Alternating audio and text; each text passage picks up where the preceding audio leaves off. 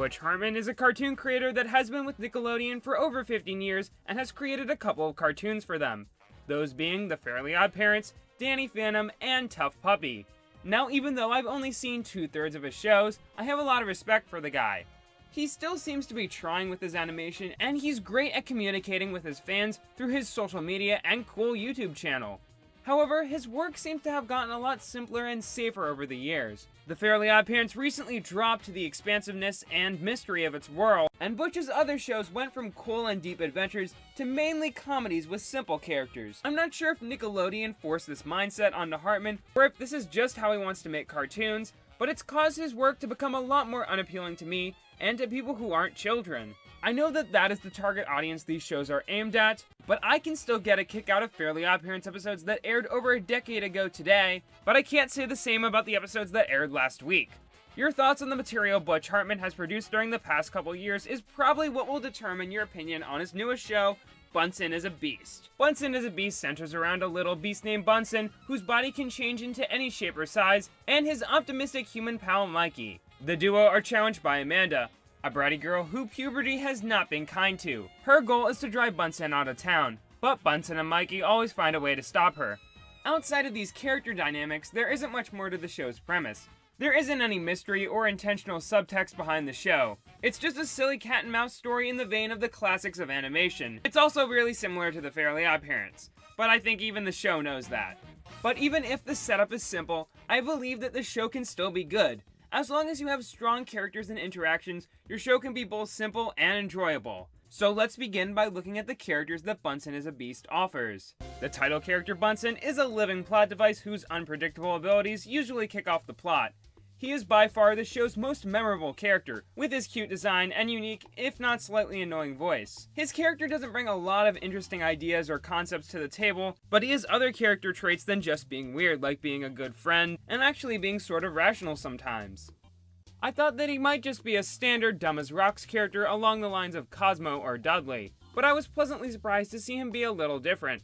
Mikey lacks even more of a personality. He is sometimes portrayed as the straight man, but other times he just goes along with the scheme of the week. Outside of that, he's easily excited, but I can name a million other characters who fit that title as well. Honestly, I would have liked the side character Darcy to fill in for Mikey's role. Sure, she's nothing more than a weird outsider that the show already has, but it would have been more interesting than an undefined and boring character. Something I found odd was how Mikey's design changed between the pilot and the final show. He was originally going to have square irises and a red striped shirt, but his design ended up changing between the pilot and the final show. I much prefer the new design, since the colors are nicer and the eyes are actually bearable to look at. Don't stare directly into its eyes. Finally, we have Amanda, who's kind of an amalgam of various cartoon characters. Take Angelica from Rugrats and put her through puberty, give her the voice of Shelly from South Park, lisp and all, and give her the personality of Mr. Crocker from The Fairly Oddparents, and you get Amanda. While definitely not the most original character here, I did get some enjoyment out of Amanda's schemes to take down Bunsen, although her motivation to do so isn't well established. In the first episode, it's clear that she believes that beasts and humans should not live together, but we don't know how exactly she got this prejudice in the first place. Maybe we'll get a Mr. Crocker-style origin story for her later down the line, but for now, Amanda is just a one-note villain with a lot of moments of greatness. Outside of a few side characters like the teacher Ms. Platt and Mikey's odd friend Darcy, Bunsen is a Beast doesn't have much of a secondary cast. There's potential for characters in the parents of the boys and in the many background students, but the show has yet to do anything of interest with them. Hopefully, the show will end up going the route of something like South Park, where random background characters from the early episodes end up getting their own personalities and development. That would certainly help improve some of the uncanny classroom scenes where everyone but 4 people ever speak. That's a nitpick for sure, but it makes the show feel a bit more scripted and less surprising. So the characters aren't that special, but how is the humor? Sadly, it's kind of a mixed bag to me.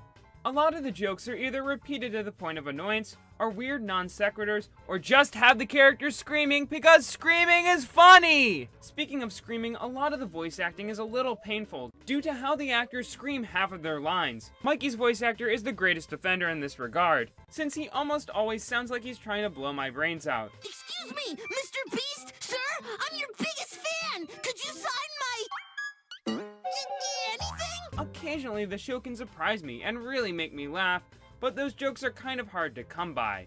If you enjoyed the humor found in some of the newer episodes of the Fairly Oddparents, you'll probably enjoy the gags that this show offers. I laughed quite a bit in some episodes, and it doesn't feel as tired and desperate as the other show, although sometimes the writing can be equally as lazy. This show sometimes manages its plots rather poorly by including unnecessary elements and plot contrivances to start or end stories. This can first be seen in the pilot episode. It introduces beats as a weakness for beasts that causes them to be destructive and unpredictable. You would think that this would be a cornerstone of the show's conflict, but so far in the show's run it hasn't been brought up again. I can understand that Bunsen as a beast is still experimenting with new ideas, but for now, the beats just seem like a lazy plot device for the pilot that don't even make a lot of sense to begin with. The show also likes to force Amanda into every episode only to torture her. She's basically the show's Squidward, but here her pain is not always deserved. Additionally, the episode about getting rid of mucus monsters ends with the monsters being defeated by facial cream. It's kind of a funny concept, but in the context of the show, it makes very little sense. It's like the show made a brand deal with Proactive or something. Proactive, we're here to get you clear. As seen on Bunsen as a Beast. The animation on the show is something I actually really enjoy. Bunsen is animated in Flash, and outside of the noticeably rubber and slow look cartoons animated in the software usually give off, it looks pretty good and offers fairly fluid animation. This show sometimes looks like it was traditionally animated, and its crew has done a really good job working around the limitations of the software. This show is also the most unique of the 4 Butch Hartman has created so far. It looks a lot more weird and sketchy than his usual sharp and sleek look, but it still looks like something that he would draw. The art direction overall reminds me of a combination between The Loud House and My Gym Partner's a Monkey. And I'm glad that this isn't another situation where 2 shows by the same creator look almost identical. Bunsen as a Beast also boasts a Scooby-Doo and Monster Mash-like theming that can be seen with some of the cool monster designs and in the theme song. I find the theme song to be a little catchy and a good summary of the premise of the show, even though there are a couple of lyrics I can't make out. Not a bear and not a yeti.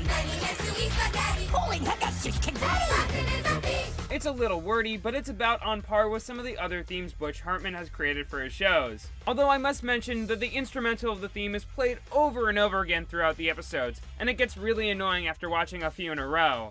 I counted the instrumental theme being used at least 20 times in one episode. I know that this could be just an intentional motif, and the Fairly Oddparents did do the same thing in its early episodes, but I still find it to be overkill. The music is also something that is similar to Hartman's other shows. It's mostly made up of cues rather than full music pieces, and I'm starting to grow tired of the style.